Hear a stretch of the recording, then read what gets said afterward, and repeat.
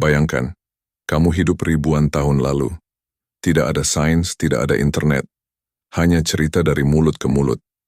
Lalu seseorang bilang, kita berasal dari tanah, diciptakan dalam sekejap. Kamu percaya? Tapi sekarang di abad ke-21, kamu duduk di depan layar dan seorang ilmuwan berkata, kita berasal dari nenek moyang yang sama dengan simpanse, butuh jutaan tahun. Kamu ragu. Jadi siapa yang benar? Apakah teori evolusi itu sains? Atau cuma dongeng versi modern yang lebih canggih?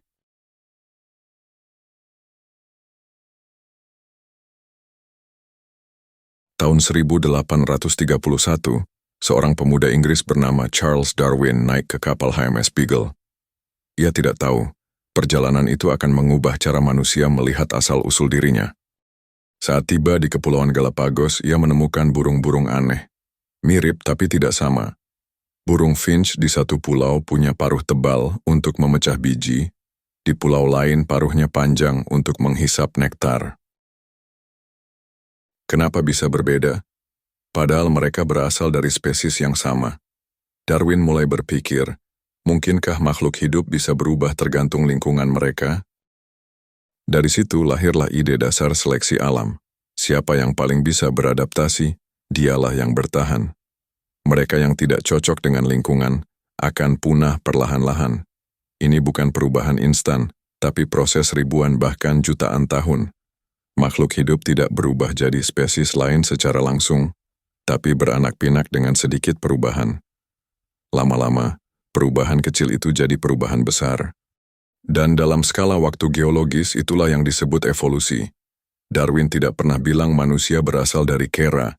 Yang dia katakan adalah, kita dan kera punya leluhur bersama.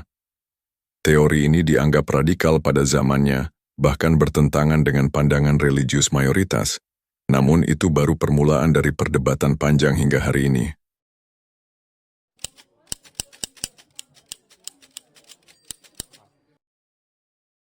Teori tanpa bukti hanyalah opini. Tapi teori evolusi berdiri di atas fondasi bukti yang terus bertambah. Yang pertama tentu saja fosil.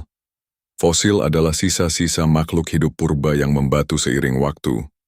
Lewat fosil kita bisa menyusun film sejarah kehidupan di bumi, frame demi frame. Misalnya evolusi kuda bisa ditelusuri dari makhluk kecil berkaki 4 bernama Eohippus, yang hidup 50 juta tahun lalu.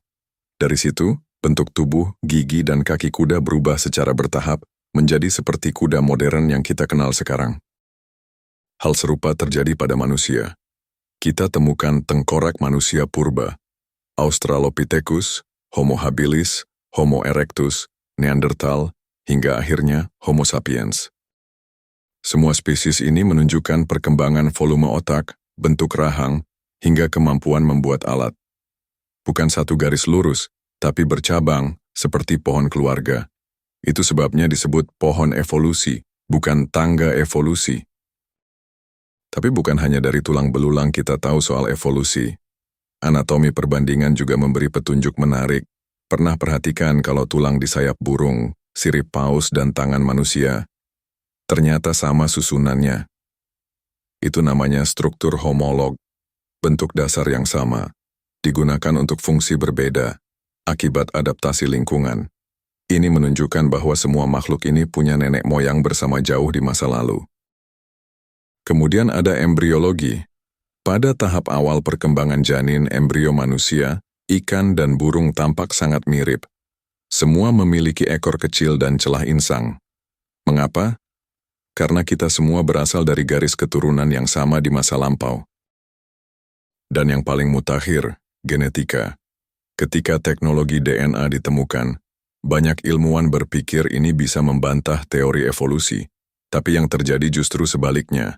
Gen manusia 98,8% identik dengan simpanse.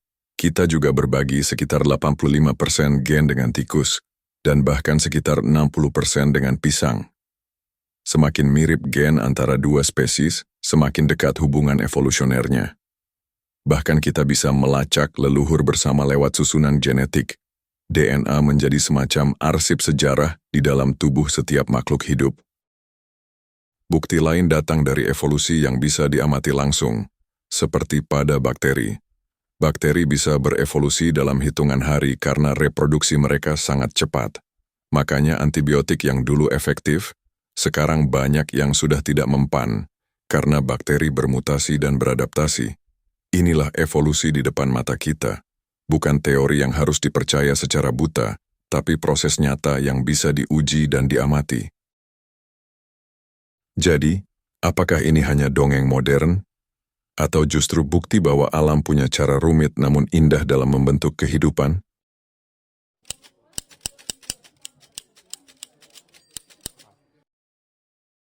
Meski didukung bukti ilmiah, teori evolusi bukan tanpa penentang. Banyak yang merasa teori ini bertentangan dengan ajaran agama yang menyatakan manusia diciptakan langsung, sempurna.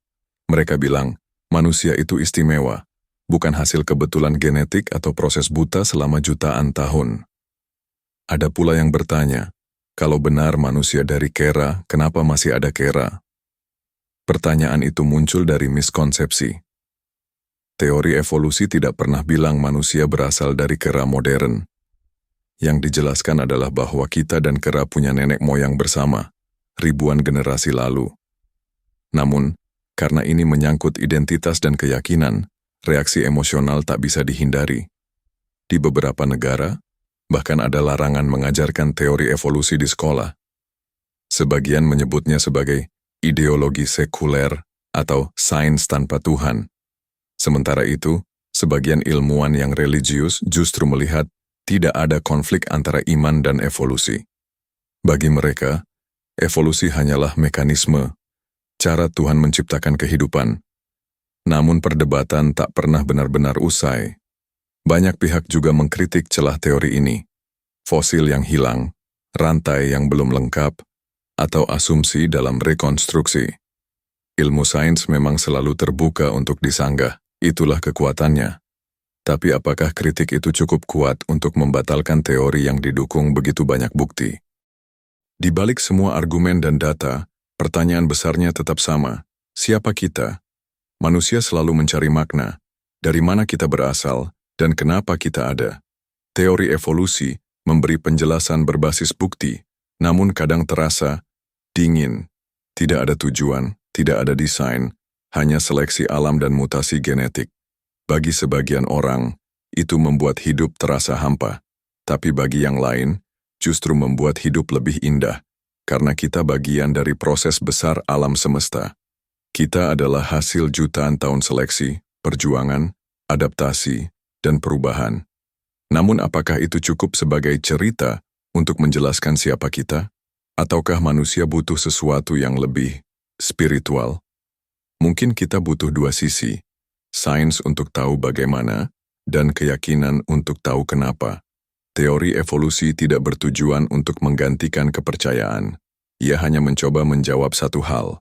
Bagaimana kehidupan berkembang dari sederhana ke kompleks, dan seperti teori sains lainnya, ia terbuka untuk diuji, dibantah, atau diperkuat.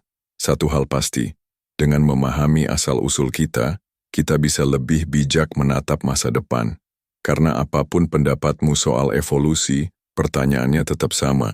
Kita mau jadi manusia seperti apa ke depannya? Teori evolusi. Bagi sebagian orang ini bukti kemajuan pemikiran manusia. Bagi yang lain, ini hanyalah dongeng modern tanpa Tuhan. Jadi, menurut kamu, teori ini fakta ilmiah, atau dongeng canggih yang kita anggap benar karena belum punya jawaban lain?